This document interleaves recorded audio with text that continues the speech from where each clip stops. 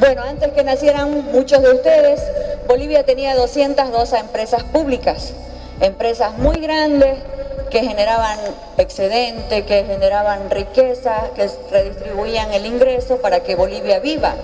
Esas empresas fueron creadas en la década del 60, incluso algunas en la década del 50 y el 70. Y crearon estas empresas como parte de un plan para integrar a toda Bolivia, como parte del plan Bohan. Esas empresas eran en las áreas de minería, hidrocarburos, electricidad, industrias alimenticias, textiles, agropecuarias, metalmecánica, construcciones, telecomunicaciones, servicios básicos. Y de pronto esas 202 empresas desaparecen. Entonces, la Asamblea Legislativa conformó esta comisión, antes integrada por otros asambleístas, donde estaba también una veniana, Tania Melgar, y en los siguientes 4 años donde estuve yo en la comisión, y hicimos la revisión de todos los documentos que habían en Bolivia.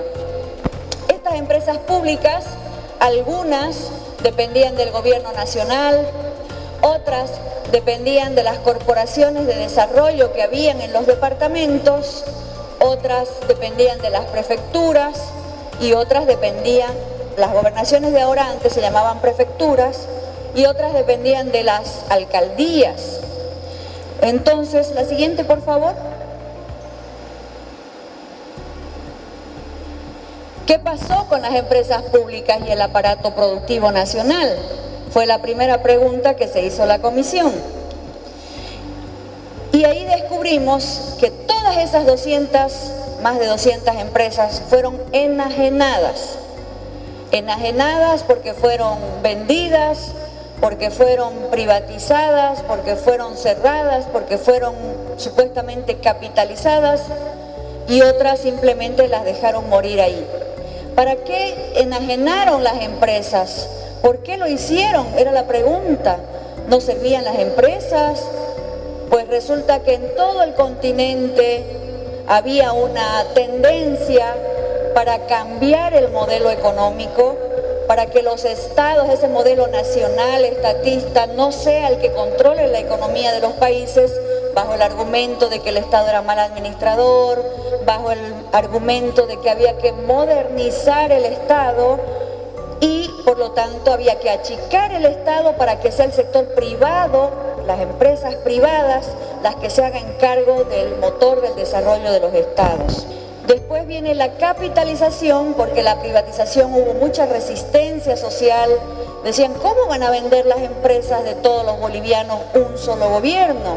Entonces se inventan una nueva fórmula que se llamó capitalización, supuestamente para que ya no vendamos las empresas, sino que atraigamos unos socios extranjeros para que sean dueños de la mitad de nuestras empresas. Tenemos entre el 85 y el 89 el Pacto por la Democracia, la primera línea de la lámina, y ahí vemos que estaban gobernando el MNR y ADN. El MIR en esa oportunidad estaba en la oposición. Sin embargo, en el siguiente gobierno, se llamó Acuerdo Patriótico, entre el 89 y el 93, el MIR ya pasa a gobernar, la ADN también continúa y el MNR era oposición. Sin embargo, todos defendían este modelo en el que el Estado no tenía que producir nada, había que achicarlo al Estado y dejar a los empresarios privados. Luego viene el Pacto por la Gobernabilidad del 93 al 97, el gobierno era el del MNR, UCS, MBL, MIR y ADN esta vez en oposición. Luego viene el Pacto por el Compromiso por Bolivia, 97-2002, ahí estuvo ADN, UCS, MIR con DEPA, el MNR en oposición, y el Plan Bolivia del 2002 al 2005 del NFR, MNR, UCS, MIR, y estaba el MAS y el MIP en oposición. Fíjense ustedes cómo no importaba si eran oficialistas u opositores, todos eran parte de los mismos gobiernos y de esa misma idea. Los periodistas fueron también centrales. imagínense, no puede imponerse una idea y un discurso sin medios de comunicación. La siguiente lámina, por favor. Y bueno, voy a mostrar acá dos casos. Un caso en el que un funcionario, un ministro del gobierno de Jaime Paz Zamora, que era Samuel Doria Medina, el ministro que ideó cómo deshacerse de las empresas, él mismo 3 años después del 93 se compra una de las empresas del Estado. Y así era como manejaban los negocios. Si estaban en el gobierno, no podían comprársela, pero al siguiente gobierno sí se compraban ellos mismos las empresas de los bolivianos. Y en los periodistas que eran claves, aquí tenemos también las opiniones de Carlos Mesa, en el periódico Los Tiempos. Él escribía en esa época una columna que se llamaba Columna Vertebral, y él celebraba la capitalización y decía cuando la imaginación funciona, e incluso felicitaba al ministro que hizo toda la capitalización, que fue Alfonso Rebollo. Yo hace un momentito les hablé cuáles fueron los gobiernos que nos dejaron y enajenaron las empresas, y ahora vamos a ver quiénes eran los que gobernaban. Víctor Paz y Julio Garre Layllón eran vicepresidente del 85 al 89, Jaime Paz Zamora y Luis Ocio, que gobernaron del 89 al 93, Gonzalo Sánchez de Lozada y Víctor Hugo Cárdenas, que gobernaron del 93 al 97, Hugo Banzer Suárez y Jorge Tuto Quiroga del 97 al 2001, Tuto solito, cuando muere Banzer, se queda él de presidente del 2001 al 2002, Gonzalo Sánchez de Lozada y Carlos Mesa del 2002 al 2003, y luego Carlos Mesa del 2003 al 2005. La siguiente. Y ahora vamos a entrar ya al fondo de los resultados de la investigación. Este gobierno, el de Víctor Paz y Julio Garre, el gobierno estuvo integrado por el MNR y la ADN, enajenaron 6 empresas en total. Empezaron con la enajenación de la minería, cerraron Comibol, despidieron a más de 45.000 mineros y también enajenaron el Banco de Vivienda y las cabañas de porcinos El Bañado, la Empresa Nacional de Arroz, la hilandería Puracayo, la planta de ají de Chuquisaca. Ellos prepararon el proceso de enajenación con los recursos de USAID de Estados Unidos, hicieron todo el estudio de factibilidad para poder deshacerse y desmantelar las empresas de los bolivianos. La siguiente, por favor.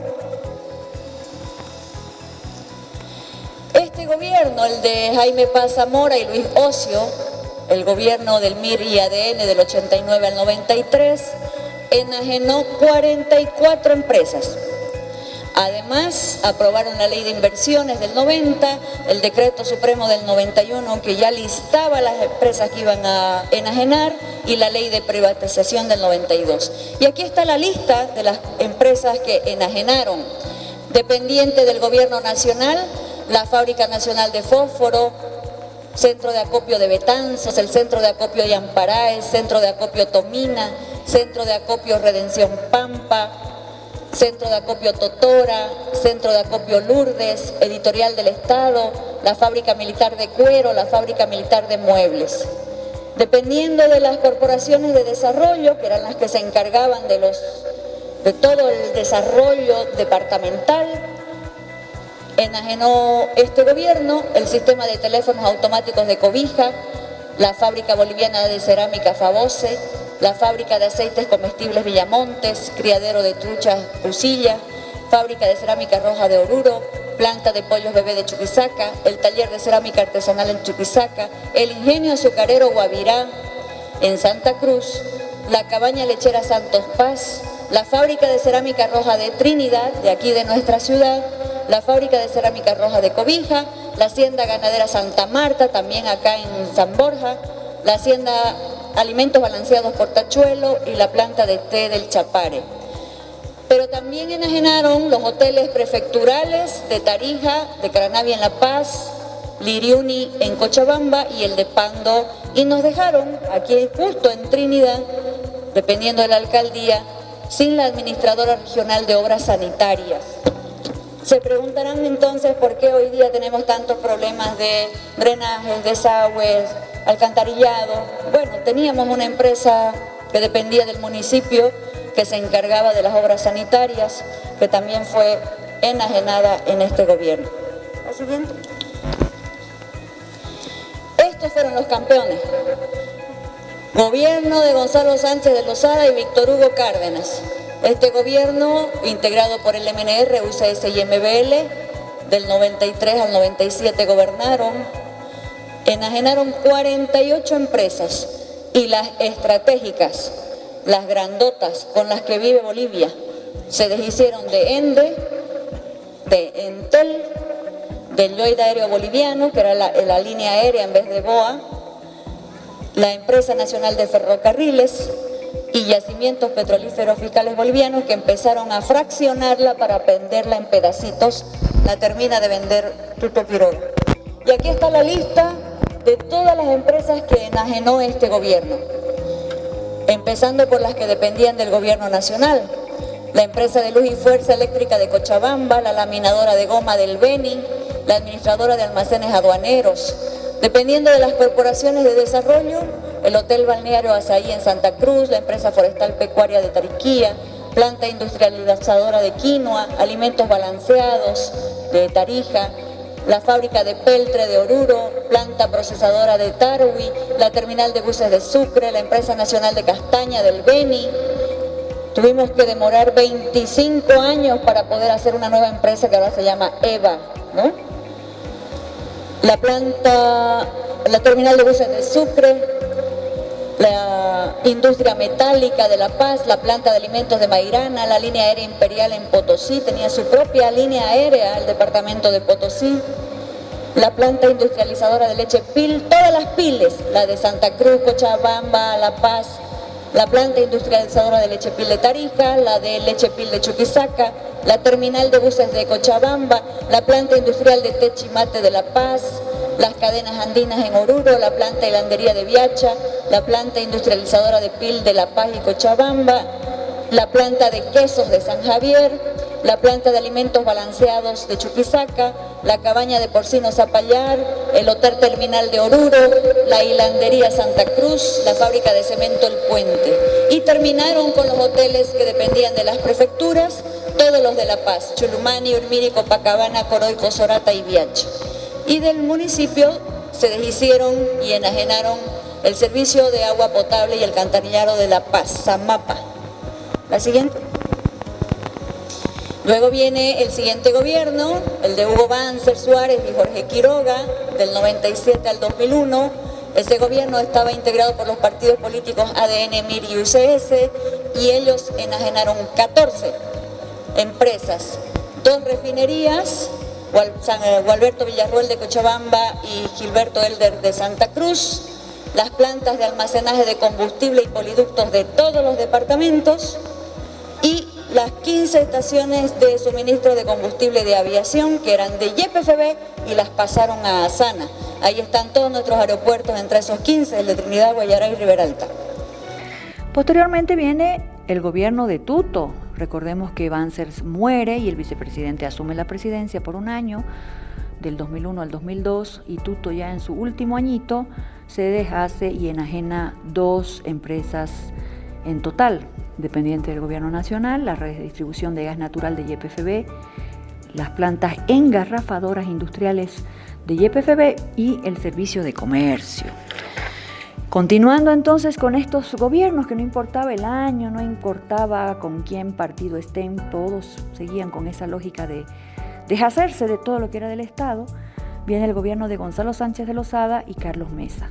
Ese gobierno estuvo integrado por el MNR, MIR, UCS, NFR, gobernaron del 2002 al 2003, enfrentaron ya la crisis, porque claro, si el Estado no tenía empresas, no tenía excedentes, no había dinero para redistribuirlo a riqueza, el Tesoro no tenía plata para pagar sueldos, aguinaldos, no hubo incremento de presupuesto para las universidades, congelaron los salarios e incluso en febrero del 2003 intentaron imponer un impuesto al salario que iba desde el 4.2% al 12.1%, y eso generó un gran enfrentamiento en la Plaza Murillo, donde hubieron muertos. Este fue el gobierno de los muertos. Después, este mismo gobierno crea una oficina del delegado presidencial para la revisión y la mejora de la capitalización. Fíjense el nombre de la institución que crearon, de la oficina que crearon. No estaban pensando en recuperar las empresas para el Estado, estaban pensando en mejorar la capitalización. La oficina se llamaba para la revisión y la mejora de la capitalización. El delegado fue Juan Carlos Virreira y fue su propio funcionario el que, a través de informes técnicos, informó al país y a su propio gobierno que la capitalización había favorecido a las empresas transnacionales que no cumplían con los compromisos que habían hecho para las inversiones. Este es el caso de ENDE, Entel, el Lloyd Aéreo Boliviano, ENFE y YPFB. Pero además pretendían exportar gas a Estados Unidos pasando por Chile, con esa regla que habían establecido en sus leyes de hidrocarburos, de que solo el 18% de los recursos se quedaba para Bolivia y el 82% para las empresas transnacionales. Esto provocó la guerra del gas en octubre de 2003, con más muertos, y fue lo que el levantamiento popular hace que Gonzalo Sánchez de Lozada y algunos de sus ministros huyan de Bolivia, llevándose la plata en bolsas del Banco Central de Bolivia, que es la plata de todos los bolivianos, y dejan a Carlos Mesa de presidente. Carlos Mesa gobierna del 2003 al 2005, y este señor, que ahora quiere venir a contarnos que él no pasó por la vida política en Bolivia, no solo fue vicepresidente de los muertos, sino que ya como presidente se resistió a afectar cualquier interés de las empresas transnacionales. No pudo manejar la crisis, no tenía recursos, pedía limosna a los organismos internacionales para pagar los salarios y los aguinaldos en el sector público. Carlos Mesa también nombró su propio delegado en esa oficina para la mejora de la capitalización. Seguían insistiendo en darles beneficios a las transnacionales y no a defender los intereses del Estado, y nombró a su amigo Francesco Zarate. Francesco Zarate en un informe le recomienda que debe recuperar mediante negociación el valor de las reservas entregadas como hidrocarburos nuevos. Este Carlos Mesa, el 18 de julio, hace un referéndum por el gas, el primer referéndum que se hace en Bolivia, y el 92% de la población boliviana que fue a votar le dijo a Carlos Mesa: debe recuperar la propiedad de todos los hidrocarburos en favor del Estado. Carlos Mesa no solo no cumplió el referéndum, sino que en marzo del 2005, mediante un mensaje a la Nación, hizo conocer su desacato a la decisión del pueblo boliviano, rechazando la ley de hidrocarburos nueva, y vetó la nueva ley 3058, que es la ley de hidrocarburos donde creamos el IDH, y este señor no la quiso promulgar. Además de que renunció 3 veces, se fue definitivamente del gobierno el 6 de junio de 2005 y nos dejó más crisis. Ahora bien, vamos a revisar qué provocó en el Beni la enajenación. Hemos logrado algunos documentos de Cordebeni, no tenemos todo el archivo, se ha extraviado en algunos casos, pero ya podemos tener con certeza, con documentación en mano, que el gobierno de Jaime Paz Zamora, que gobernó del 89 al 93, nos dejó a los benianos, enajenó la fábrica de cerámica roja de Trinidad el 93, la hacienda ganadera Santa Marta en San Borja el 93, la administradora regional de obras sanitarias el 89. Gonzalo Sánchez de Lozada y Víctor Hugo Cárdenas del 93 al 97 enajenaron y nos dejaron a los benianos sin la laminadora de goma el 96 y sin la empresa nacional de castaña ENACA el 95. Ya les dije antes, tuvimos que esperar muchos años para que podamos restablecer la empresa nacional de castaña que funciona en Riberalta y que hoy se llama EVA. Jorge Quiroga Ramírez, entre el 2001 y el 2002, nos dejó a los benianos sin las estaciones de combustible de aviación de Trinidad, Riberalta y Guayaramerín. Se las quitó a YPFB y nos dejó además creando la cooperativa de servicios eléctricos Coserelec. Desconocemos en qué momento se enajenaron, pero ya no son de los benianos y hay que entablar un proceso de recuperación de estas empresas de la cabaña de bovinos del Beni Cabobe en Vallivián, el aserradero Chimanes de San Borja, la planta de alimento balanceado Albabeni en Cercado, la empresa de fomento pesquero Enfopescor, el fondo ganadero del Beni con el que se financiaba al sector ganadero, ya no existe más, la planta de silos de Sachojeres de Marván también la vendieron, y hoy día nuestros productores benianos son los que insisten en restablecer la capacidad productiva para que el arroz de los productores benianos no se vaya en chala, sino que se quede a procesarse hasta el último eslabón de la cadena productiva. Estamos en ese proceso de recuperación. Se llevaron y deshicieron también la planta productora de semillas mejoradas San Carlito. Hay un daño económico calculado sobre el que los benianos hemos tenido que cargar esta herencia de despojo y de desamor a la patria, pero estos gobiernos también se deshicieron de las empresas estratégicas, no solamente las de las corporaciones de desarrollo y de las empresas departamentales, se deshicieron de ENDE, se deshicieron de YPFB, de Entel, de Comibol, de ENFE, que eran nuestros ferrocarriles, del Lloida Aeroboliviano, que era nuestra empresa aérea bandera, de Vinto. Este daño económico de las empresas estratégicas, que son de los excedentes de los que viven todos los bolivianos y de los recursos que llegan a los departamentos, esto tiene un cálculo aproximado de 21.000 millones de dólares. En conclusiones, entonces, no solamente ha habido un perjuicio económico calculado en total entre el financiamiento para la privatización, que eran puras consultorías que venían de crédito, el financiamiento de la capitalización, que también provenía de crédito y eran para consultores y para evaluadores, sino ya por la propia venta de las empresas, porque le daban un precio incluso menor al que habían costado para crearlas y que fueron vendidas a un precio aún menor al que fueron valuadas. Ese perjuicio económico alcanza a 22.051 millones de dólares actuales. El Estado perdió esa cantidad de plata, pero además el Estado perdió fuentes de trabajo para la gente que quedó en la calle desempleada. Perdió las fuentes más importantes de generación de riqueza y de excedentes que estas empresas producían y mantenían a Bolivia y a la economía del país. Desmantelaron toda la capacidad productiva de apoyo a los sectores productivos de los departamentos y, afortunadamente, ese modelo económico que duró 20 años, desde el 85 al 2005, llamado modelo neoliberal, que solo dejó pobreza, en estos últimos años ha sido revertido. Y en estos últimos años hemos vuelto a restablecer el control sobre las empresas estratégicas de los bolivianos y el desarrollo de los nuevos proyectos para generación de apoyo y apalancamiento al aparato productivo de las regiones, del departamento del Beni y de nuestros productores. Queda de aquí en más reflexionar sobre cuál modelo de Estado es el que genera las mejores condiciones de vida para los bolivianos y para los benianos. Es el modelo neoliberal entreguista en el que el Estado no tiene que intervenir en nada y solamente las empresas transnacionales pidiendo limosna y aceptando condiciones, o es este Estado plural fuerte donde el Estado tiene un rol, los privados tienen otro rol y la plata pública se redistribuye entre las regiones, las universidades y por supuesto entre las personas que más lo necesitan.